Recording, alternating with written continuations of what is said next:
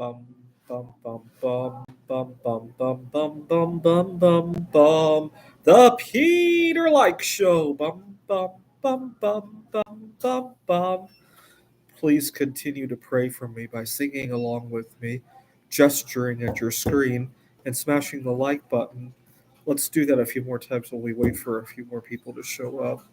Bum bum bum bum bum bum bum bum bum bum bum. The P the Peter Like Show. Bum bum bum bum bum bum bum bum bum bum bum bum bum bum bum bum bum. The Peter Like Show. Bum bum bum bum bum bum bum. All right.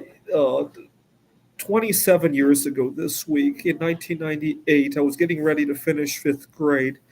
My parents had taken me to a food festival. It was food culture from all around the world. My parents were hosting the Chinese part of it, and I distinctly remember we rented a Ryder truck, and my dad drove the truck to the food festival, a lot of equipment and all that. And when I got to the food festival, it was held at the convention center in downtown Pittsburgh. I had gone to the bathroom, and while washing my hands, I discovered that if the sink was turned all the way up, water splashed out of the sink. And I just thought that was the funniest thing in the world. And I left it like that. I went back to the food festival. About 10 minutes later, I saw janitors cleaning up the mess of the water splashing out of the sink. And so I just had a good laugh about that. And I distinctly remember this vendor having these really nicely designed chess sets, and I remember browsing that. And then not long after that, we took a trip to Taiwan. My family and I. My brother wasn't born yet. The three of us took a flight to Taiwan. We were going to fly to Newark, from Pittsburgh to Newark, and then from Newark to Taipei, but there was some kind of weather problems, and our flight to Newark got canceled or delayed or something like that. And we ended up going to Los Angeles, and we stayed a night at a hotel there, and then we continued onward to Taipei the following day. And so at the time, just I didn't have very much to think about. So it was just a really easy time in my life. I didn't have all the stresses that I now have. With you guys know all the stresses I've been dealing with, right? I mean, I love my job. Don't get me wrong, but just all of the logistics that go around the job, I have a problem with, right? The commuting and all that. And so, actually, mostly commuting and the fact that it pigeonholes when and where I can eat, right? So, I like to have full control over my eating faculties. Having my lunchtime being fixed at a certain time doesn't go very well with my eating disorders, right? So, for example, I teach at a community college, and technically, the students are not supposed to be eating in the classroom, but I usually turn a blind eye, unless they're really causing a lot of trouble. I turn a blind eye because I know if somebody forces me to not eat for long stretches of the day, it really disturbs my eating habits, right? And so these students sometimes have back to back classes and all that. But when I recently interviewed for another job at a different community college. When I got to the campus, the first thing I did was to check out the break rooms because I wanted to make sure I had a safe environment to eat, right? A lot of open space. I really despise when people try to talk to me when I'm eating. It really messes with the rhythm of my eating. I have binge eating problems, and sometimes I get very angry if I have to talk when I'm eating. When I'm eating, I usually try to immerse myself in the food. If somebody's forcing me to open my mouth every couple of minutes to answer a silly question, it really creates an anger problem. It's hard for me to explain. So when I went to interview at the college, the very first thing I checked out was two things I checked out. First, the break room to make sure it would be okay. The other thing I checked out is that some places, fortunately, community colleges tend to be better about this. Some places like to put these really strong fragrances in their bathrooms. And not having a safe place to go to the bathroom sometimes creates its own set of dramas for me. And so, yeah, believe it or not, Every time I interview for a job or look for roommates, eating and the bathroom are the first things that I check to make sure I'm not going to run into barriers. I know it's weird.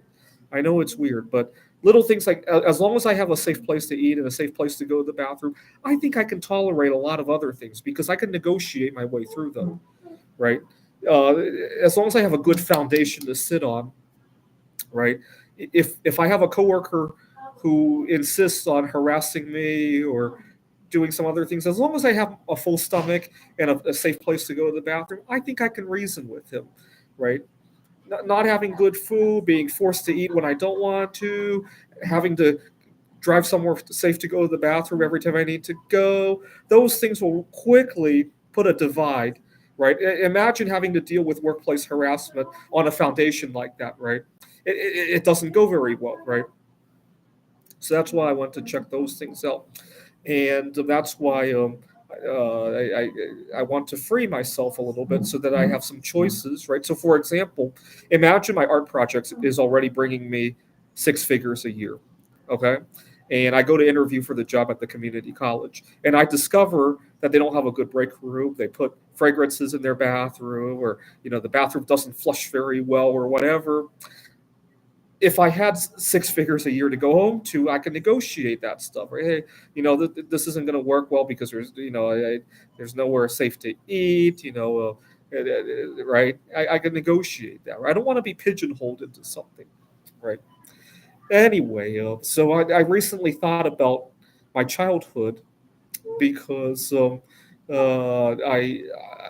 dating a distant cousin of Eve Curry, and when I added her on Facebook and it showed her birthday, I remember, oh, that was around the time we went to Taiwan with my family, and it just brought a moment of joy and sadness because I'll never be that free all over again, right? And I really miss it.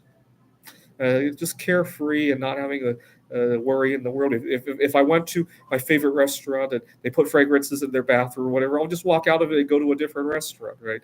Or or whatever the situation is, right? I can't remember what I was dealing with back then, but I had choices back then, right? Anyway.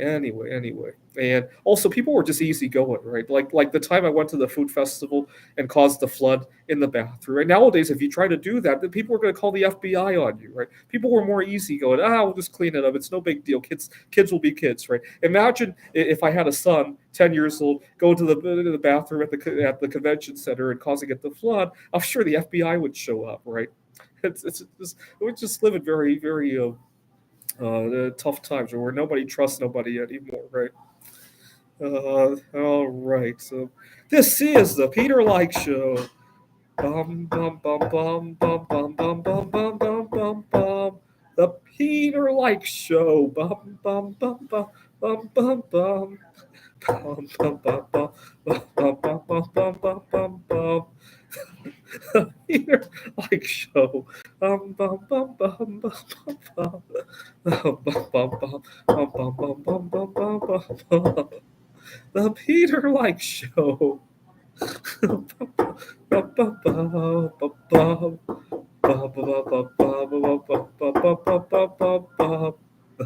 Peter Like Show. Bum bum bum bum bum bum bum.